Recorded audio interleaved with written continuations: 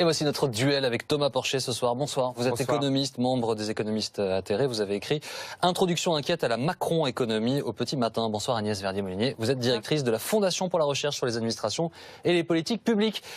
On fait la question simple pour commencer. C'est le président des riches ou pas, Macron ? Thomas Porcher? Bah oui, oui, complètement. Enfin, même dans le budget, on le voit. Les baisses d'impôts, elles sont tout de suite. Là, il y a un cadeau, les placements financiers sur l'ISF qui sont exonérés. Alors que vous savez que plus vous êtes riche, plus vous avez des placements financiers. Hein. Quand vous avez 20-30 millions d'euros de fortune, vous avez 70 à 80% de placements financiers.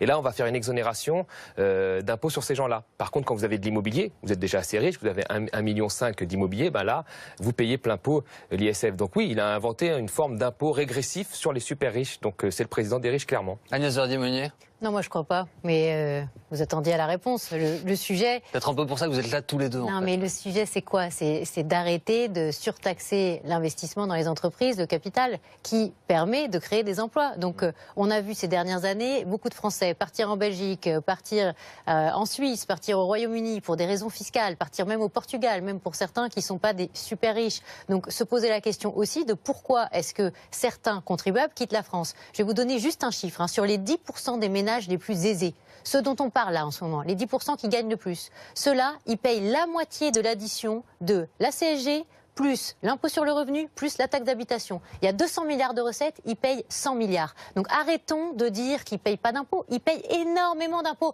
Et ces dernières années, sous le quinquennat de François Hollande, ils ont payé de plus en plus d'impôts. Donc si on veut que ceux-là, ils investissent en France, ils créent des emplois en France, c'est maintenant qu'il faut leur dire aimez la France, restez en France, venez investir et créer des emplois chez nous. Alors, sur l'ISF, il y a des chiffres du ministère des Finances qui sont assez intéressants. Déjà, le nombre de gens qui payent l'ISF augmente chaque année. Il y en a 350 000 aujourd'hui. Donc, le nombre de gens contribuables qui ont payé l'ISF augmente chaque année. Donc, il n'y a pas une fuite comme s'il n'y avait plus personne qui payait l'ISF.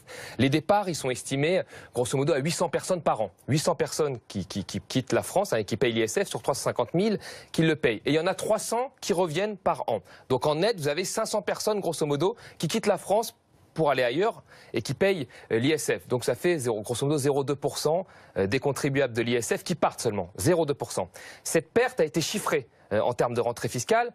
Elle est équivalente sur 10 ans, grosso modo, à 170 millions d'euros de pertes par an. Et pour cette raison-là, pour la raison que l'on dit que les riches fuient parce qu'ils ne veulent pas payer l'ISF, on va réformer l'ISF et perdre 4 milliards sur l'ISF parce que l'on perd 170 millions seulement par an, parce qu'il y a seulement 500 personnes qui partent sur 350 000 personnes qui payent l'ISF.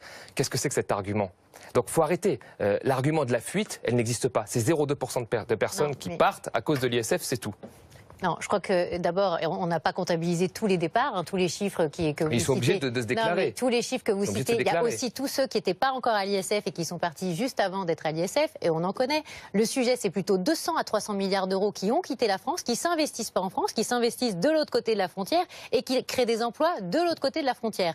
La fiscalité du capital, c'est une fiscalité qu'on compare entre les différents pays. Est-ce qu'on paie des plus-values, la taxation des plus-values quand on vend son entreprise? Est-ce qu'on paie cher sur les dividendes? Est-ce qu'on paie justement un impôt sur la fortune? Et partout ailleurs en Europe, et les gens sont mobiles aujourd'hui, eh bien on voit que cette taxation, elle est inférieure ailleurs et très proche de chez nous. Donc le choix qui se fait, c'est le choix aussi de l'investissement en France et de l'attractivité de l'investissement en France. Donc dire qu'il n'y a pas de fuite, qu'il n'y aurait pas de milliards d'euros qui auraient quitté la France pour des raisons fiscales, que ça n'a pas imputé les recettes fiscales, ce sont de faux arguments. Parce qu'on a aussi perdu des emplois à cause de ça. Et alors ça, on ne sait pas exactement chiffrer combien d'emplois, mais c'est certainement des dizaines de milliers d'emplois par an qui ont été détruits à cause de cette fiscalité du capital que nous avons. Pas seulement l'ISF, mais aussi l'idée de taxer le capital comme le travail. Est-ce que finalement, au-delà de la polémique, terminons là-dessus, est-ce que finalement c'est une mesure qui dit quelque chose sur le fond d'un projet de société ou est-ce qu'on est dans le politique, Thomas Porcher, ou est-ce qu'on est dans la communication? Alors, je voudrais dire autre chose, ajouter quelque chose sur ce qu'a dit Agnès Verdier-Molinier.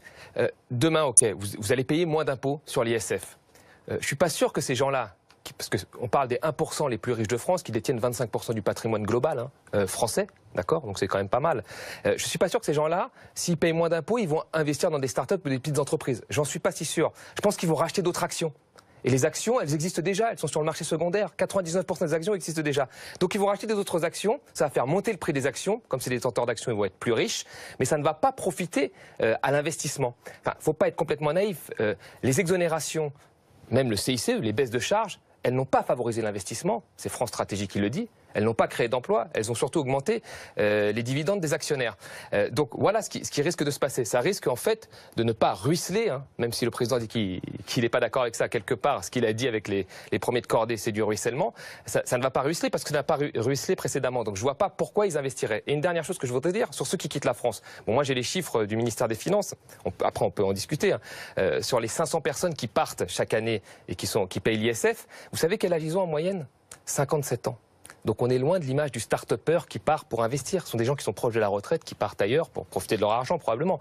Mais ce n'est pas des gens qui quittent et qui vont investir et prendre des risques ailleurs. 57 ans, c'est l'âge moyen. Et encore une fois, c'est des chiffres qui viennent du ministère des Finances. À 57 ans, on peut encore prendre des risques. Oui, on peut prendre des risques. Attention, il n'y a pas un âge où on n'a plus le droit d'investir dans l'économie, de créer des emplois. Il y a de très grands entrepreneurs qui ont créé des emplois à des âges beaucoup plus avancés. La question, c'est effectivement le fléchage. Comment on fait pour que cet argent aille s'investir dans des start-up, dans des PME, dans des TPE et dans nos territoires en France? Et là, il y a une possibilité qui est tout à fait claire. C'est d'avoir une incitation fiscale sur l'impôt sur le revenu. Inciter ces contribuables à mettre une partie de leur impôt sur le revenu dans l'investissement en capital des entreprises. C'est une mesure qui existe déjà, qui s'appelle l'IR-PME, qui est sous-utilisée aujourd'hui parce qu'elle est plafonnée par le plafond global des niches à 10 000 €, c'est-à-dire que vous ne pouvez pas, grosso modo, entre plusieurs déductions fiscales sur l'IR, arriver à plus de 10 000 € de baisse d'impôt. Et là, il y a des amendements sur ce sujet, et je pense que c'est très important parce que les autres pays qui ont une fiscalité du capital plus basse que la France, ils ont aussi ce système de fléchage. Par exemple, les Britanniques, ils peuvent aller jusqu'à 1 million de livres d'investissement dans une start-up, une jeune entreprise. Hein. L'idée, c'est de cibler les boîtes de moins de 50 salariés, hein, donc les petites entreprises en investissement direct. Et les Britanniques le font jusqu'à 1 million de livres pour un couple. Donc ça veut dire qu'il faut aussi créer le tuyau pour accompagner cet investissement entre la baisse de la fiscalité et l'investissement qui va créer de l'emploi derrière dans nos territoires. Pardonnez peut-être la naïveté de ma question, mais est-ce que ces investissements, ils vont nécessairement dans des start-up? Parce que, en fait, je pense qu'il y a des gens qui nous regardent et qui se disent, bon, très bien, moi je suis peut-être pas un digital native, j'ai peut-être 50 ans, j'habite peut-être dans un bassin industriel. Ces gens fortunés, s'ils rentrent en France, formidable, mais est-ce qu'ils vont mettre de l'argent dans l'usine dans laquelle je bossais jusqu'à il y a 5 ans, ou est-ce qu'ils vont investir dans aider un repreneur? Enfin, voilà, cette question est peut-être naïve, mais je voudrais savoir quel est votre sentiment. Je pense que d'autres gens qui nous regardent se la posent, quoi. Start-up, c'est un terme générique pour dire une jeune entreprise, une jeune pousse, mais ça peut être dans n'importe quel secteur. C'est pas forcément parce que vous êtes une jeune entreprise que vous êtes toujours dans le digital. Vous pouvez être aussi dans la restauration. Vous pouvez être dans la coiffure, vous pouvez être dans les garages, dans n'importe quel secteur où vous pouvez avoir aussi des innovations marketing. Vous n'êtes pas obligé d'être sur des innovations technologiques. D'ailleurs, aux États-Unis, tous les emplois qui se créent ne sont pas des emplois tous technologiques. Vous êtes en avance, Agnès Verdier-Molinier. Je ne pense pas parce que l'économie réelle, comme vous l'avez dit, ou les salons de coiffure ou les start-up rapportent moins que de placer son argent sur des placements financiers. Vous savez, aujourd'hui, le marché d'actions, c'est 2,1 fois l'investissement dans l'économie réelle. Pourquoi? Parce que ça rapporte plus. C'est pour ça. Ça rapporte plus. Donc si vous avez de l'argent, soit vous le prêtez à une entreprise, une PME, mais même les banques, quand on leur prête de l'argent, quand la BCE leur prête de l'argent, les banques, elles préfèrent le mettre sur les marchés financiers que de l'investir dans l'économie réelle. Parce que l'économie réelle rapporte moins. D'en parler à Agnès Verdier-Molinier, c'est une piste qui vous semble intéressante? La baisse des charges incitatives? Non, ce fléchage incitatif, dire à ceux qui reviennent investir, si vous mettez votre argent dans l'économie réelle, avec un plafonnement beaucoup plus important. C'est pas ce qui est fait là. Ce n'est pas ce qui est fait. Il n'y a aucune condition pour l'instant qui est faite à l'exonération des placements financiers pour l'instant. Il n'y a rien. Il y a juste cette idée que les gens vont plus investir. Mais il n'y a aucune condition qui a été faite. Mais il ne faut pas placer des conditions. À part un appel peut-être public. Il ne faut pas placer des conditions avec des malus, avec des obligations, etc. Il faut donner des incitations. Et inciter véritablement à investir justement dans nos emplois de demain. Je suis obligé de vous couper de façon aussi mal polie, pardonnez-moi, mais le temps. Et vous avez 7 secondes d'avance. Merci Thomas Porcher d'avoir été avec nous ce soir dans le duel sur BFM TV. Voici Célèbre Aklia.